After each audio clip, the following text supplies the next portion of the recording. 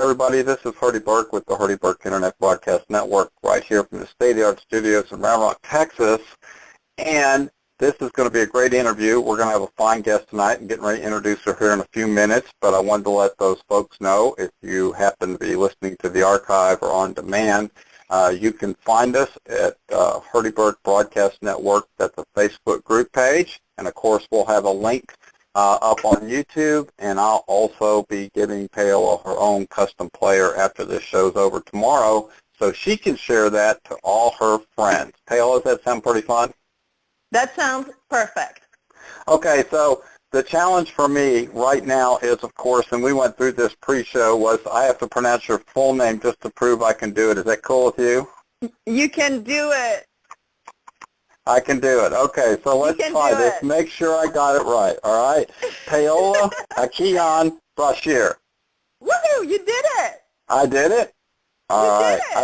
I feel so awesome that I was able to pronounce that name, but I must confess to my audience that I had to pronounce that 50 times to myself, and I had to write it out the way I would say it, not the way it's spelled. Ha, ha, ha. You're so How's good. that? Now listen, this is your first time to do something like this, correct? This is my first radio interview, yes. That's pretty awesome. So you get to be, you can officially say, I'm on a podcast, okay? You can tell all your friends, I did a podcast interview, and they'll look at you like, what's a podcast? But that's okay. You just tell them that, all right?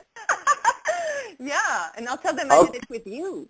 Right. Now, you're with Young Living, but before we get into that, we're going to talk about, now, I just pronounced your name. Obviously, you know what my first question is going to be, Paola. It's going to be, where are you from? Please tell our audience. I'm French. I'm from France, born and bred. And okay, so my lead-up question to that is, how did you cross the pond to get over here? Well, you know, sometimes when you're 23 and you don't really have anything else to do, you just take a leap. And so my leap led me to Texas. And that's awesome. And that's how I got here. I know. Well, I was really excited. I got here, fell in love with Mexican food. And really, I know food is important for the French. And Mexican food is really a big part of my life. I really love it. So I fell in love with the food, loved the weather, the warmer the better, and I just stayed, and I just basically built a second life for myself in Texas. I absolutely love it. I think that's awesome, and my follow-up question to that is, this is just for fun, okay? And that is this. So when you're over in France and you're thinking about Texas, what is the reputation of Texas over in France? I'm just curious. What do people say? They like barbecues, they like cows, they wear cowboy. What's the reputation we have? It's still, you know, the TV show Dallas was really that big first introduction at the television level. You know, you had the westerns in movies. That was a different world. But television getting into, Did y'all watch Dallas? Oh, my goodness. It was, you had to. How did you not watch Dallas? You had to get me along. That was worth watching Dallas. It was a big cliche for France, for Europe in general when it came to Texas. And the funny story was, when my baby brother came to visit a few years back, he had a little bit of that notion of, you know, Fort Worth and the ranch in the TV show and the cows and all that jazz. And he arrived in Austin, Texas, and he turned around and he came in April of all time of year, and he said, "It's pretty green around here." I said, "Yes, exactly. darling." That's awesome. There are some green spaces in Texas. So I would have to boil it down to that TV show, because the westerns with John Wayne and all that was a different world. But the television being in your living room and being more approachable, people have, and still to this day a little bit, they do have a notion of a cowboy hat and the cowboy boots. Sure, I get that. I just was curious what they conceived of Texas across the pond. And then were your expectations when you got here exactly what you thought, or was it even better?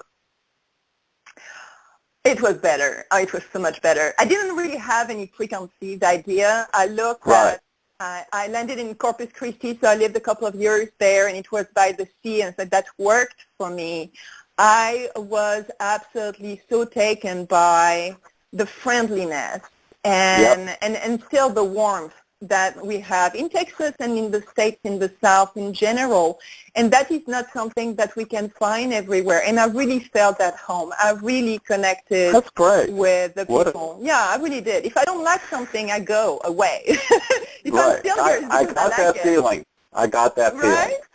All Yeah. right, so let's get into some of the stuff you do, and I know that this podcast that we're talking about tonight is going to be centered around you getting started with essential oils. Can you tell us a little bit of the lead-in story on that?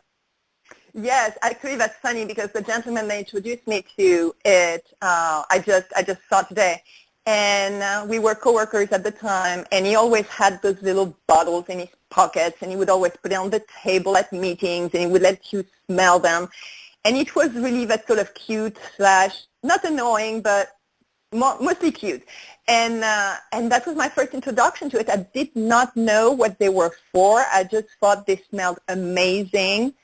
I got a couple of bottles, and then my collection grew, and then I introduced them more and more in my lifestyle, and I really had more energy. I really felt better overall. It really took my wellness to a different level, and not only mine, but my husband. And for my husband, it was important because, well, I love him, and I want him to feel good. Exactly. It was really, yeah, it was a beautiful and quite a blessing as an introduction, just having something new in your life, and you're just so grateful for it. And so, do you have a website that we can direct people to? Do you have your own page with Young Living you can direct me to? Can you give that to us right now? Yes, it's YL, as in Young Living, website.com/Paola, Paola. That's awesome. And that is spelled Paola, just so everybody knows. Okay, good. Yeah. And I'm going to link that onto your custom player, so I'll probably have you send that to me when we get off the show, so I can link it so people can click on the player and go straight to it, okay? Thank you. So what made you decide, Paola, what made you decide to get into the wellness consulting business? Well, I had been using essential oils for a little bit over a year and a half. And at that time in my life, I had a lot of jobs. And in Austin, Texas, you know, you have the entrepreneurship syndrome, if you will. Everybody's doing more than one thing. We're working in our own jobs. And in my case, I had 5 different activities between my nonprofit and my for-profit, and working for people and working for myself. And I joked that I had 5 boyfriends, and really I wanted one husband. So I did what I did when I was looking for a husband, and I made a list of a perfect husband, and I got it.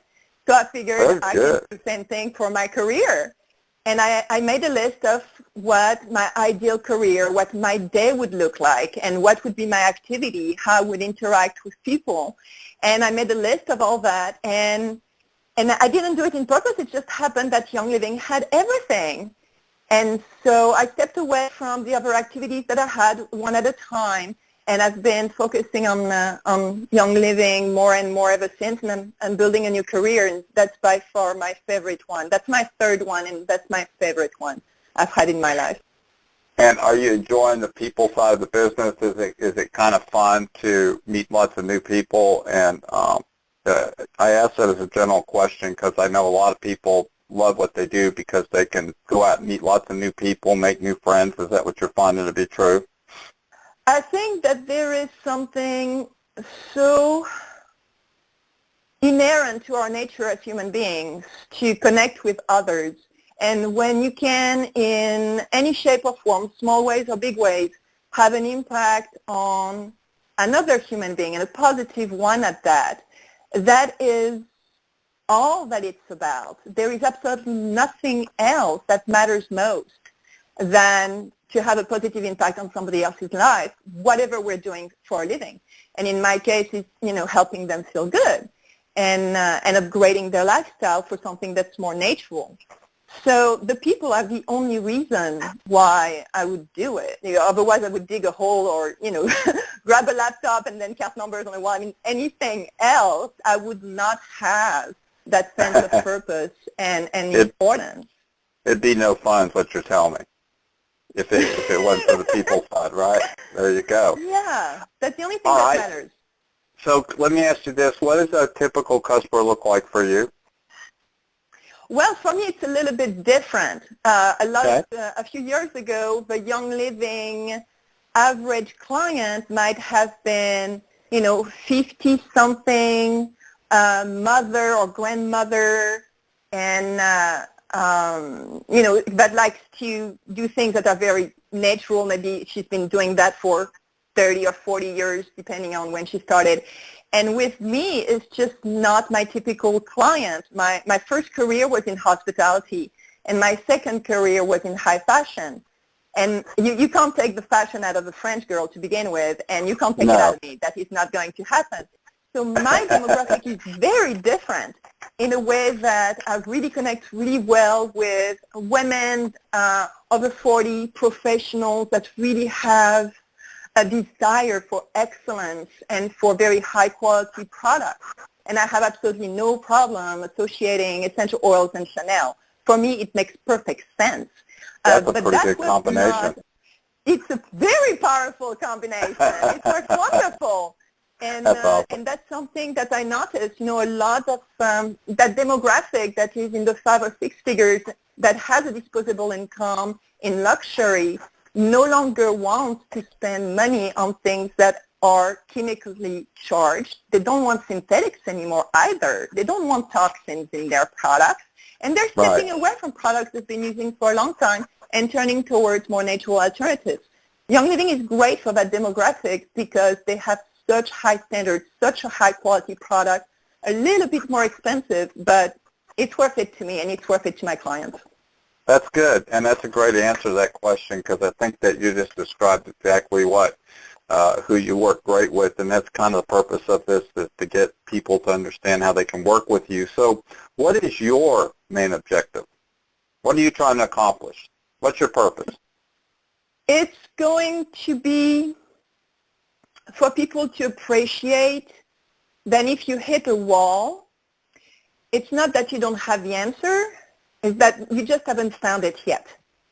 So, yeah, I've been in that situation. I've spoken to people that have been in that situation. I will start conversations and I will hint towards like, well, have you tried to do this with essential oils or another alternative method of wellness? And very quickly I can sense a resistance, or they're just not sure, they're just not ready, and that's okay. But that also means they hit that wall. They are not ready to look at the other thing. They're not ready to look at what's behind the wall. And that's really my main objective, for people to appreciate, let it be with essential oils or with anything else. If you feel like you hit a wall, you just haven't found the right answer yet. It's out there. Just keep looking. Don't feel like that's the end of it, or that you're going to have to put up with whatever is going on in your life, because that's just not true. I know it personally. Yep. That makes total sense, and that wall could be just working hard and not getting results. You get burned out on something because you're not enjoying it, right? And for you, you're not even in that category because you're loving what you're doing. Well, I'm no longer in that category, but I belonged to that category for a long time, and I spent years doing jobs that I was extremely good at, and I did receive some sense of purpose and some fulfillment from it, but there was always that little nagging feeling that, oh my goodness, I could be doing something else that really, truly I adore and energizes me and gets me excited. But I hit that wall at that time. I did. I hit that wall at that time. And that's why I know that you can get past that. But you need to appreciate the fact that you have a potential to get past that and that there is something else behind it. And unfortunately, I meet a lot of people that have already given up and think that there is nothing behind that wall. And I want them to think about that possibility that there is something behind it. That's awesome. That's a great answer. Thank you. I wanted to tell you that, okay? Thank All right, you. so the next question for you is, so why did you choose this company as opposed to another one? I'm a more conservative shopper. So the perfect example I choose is the iPhone. You know, was it 2008 or 2007, 2008, the iPhone came out. And there was lines of individuals in front of Apple stores ready to buy the iPhone. Absolutely. And I appreciate that. We need those people. We need them because that's how you get started, right? Right. I am not part of that club, though.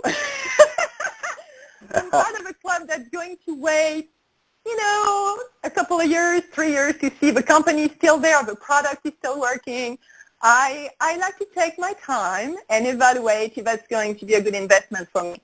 A Young Living has extremely high standards. So when I work in fashion, and being French to start with, we're just really into that.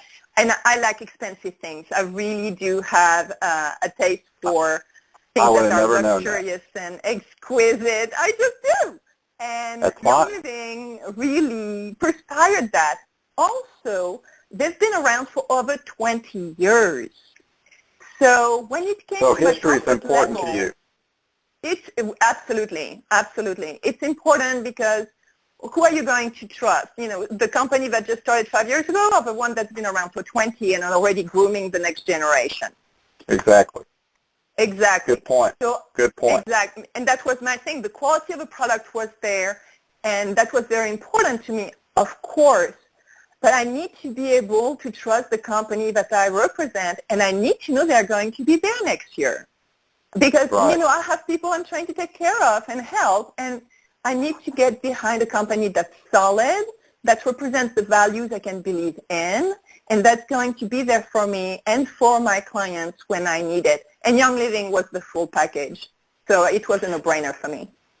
And so how do you go about networking? I'm just curious. Well, Austin is the meetup mecca of the United States, I think. We have so many networking groups. It's absolutely exciting. And it's so easy to find also. We have that calendar. It's like, I've got time. I can go there. That's going to be great. And I like to diversify. I like to meet as many new individuals and individuals from as many line of work and occupations as possible. Because that's just fun to meet somebody new. One of my all-time favorite, can I say the name? Is that okay? Absolutely. One of my favorite networking group is the Metropolitan Breakfast Club on Wednesday morning. And when I talk about that to my friends, is that, Paola, there is no way I'm going to be there because we start breakfast as in 7:45. And that's down at, is that down at Memorial Stadium? Is that down at the UT campus? Is that where that Metropolitan Breakfast Club is? Right. Yeah, at 8 a.m. We've got the best speakers. And so you get to meet a lot of different people there, and the speakers bring different subjects of conversations, and knowledge is one way to connect with others. You know, when you have a subject in common that you can talk to someone, all of a sudden the conversation takes a life of its own. If you don't really know what you talked to or about with someone, you have a disconnect. So networking and broadening knowledge and having some diversity in who you talk to and who you interact with will only exponentially broaden your connections. And once again, it comes back down to the human factor. We're here to connect with one another. Anthropologically, we are social animals. We just want to connect. That's our desire. That's how we're wired. So as many opportunities as I can put on my calendar, I'll do it. It sounds like you're the kind of person that's really assertive. Did I get that right? Maybe. In a good way. in a good way. I took it as a compliment. I It think is. it's important to That's know exactly what we want. That's Yeah. what exactly was meant to be. All right, Thank so you. we're winding down here. You've got a future Yes. question, and that was, what does 2016 look like for you? What's happening? Oh, it's going to be so exciting. We have new products with the company. So 2015, we started to have, a few new ones, and 2016 is only going to go forth in that direction. I'm also at a stage where I am so comfortable with the stage my business is at that I'm really looking forward to bring on more people with me to do what I'm doing and to really appreciate the opportunity that is part of Young Living and essential oils in general. So 2016 is going to be a big year for me because I'm stepping up in a lot of different departments. I'm at that stage like, okay, I'm ready. This is it. This is going to be a lot of fun. And I'm really looking forward to it. I'm really excited. That is awesome. So but my final question for you is this. Yes? Since you've been in Austin for a while, you and your husband, what is you guys' favorite place, or what is a favorite place you like to frequent? Oh, my goodness. Just one? Well, give me a couple. That's fine. Okay. My husband. No, it's not a trick question. Every time people ask me about my husband, I get that fuzzy feeling, and then I get really mushy. So okay. there is something we absolutely love to do is go to Torchy's Tacos. We've been going there for so long, and I absolutely adore. And the fun story was that I saw him order. Are you familiar with their menu? It's the Trailer Park Trashy. And the first time I saw my husband eat that, I thought he was just crazy. And then one day I got a bite, and I fell in love with it. And I swear to you, to this day, I can go to the restaurant on South First, and some of the staff still recognize me, and they said, okay, Trailer Park Trashy, no picos, double trashy, on flour, ready to go, yes, ma'am, thank you. And I fell in love with it. It actually became my nickname at Torchy's. I absolutely love that. And that's it's our little thing. We've got so many things in Austin that we absolutely love to do, but it's just that little thing at Torchy's that we love to do. Well, that's awesome. Listen, I want to thank you tonight for answering some questions. I know it's short. It goes very fast, but I think we got some great information. I want to thank Paola, Aguillon, Brashear. Did I do okay? Yes, sir. For being on the podcast. And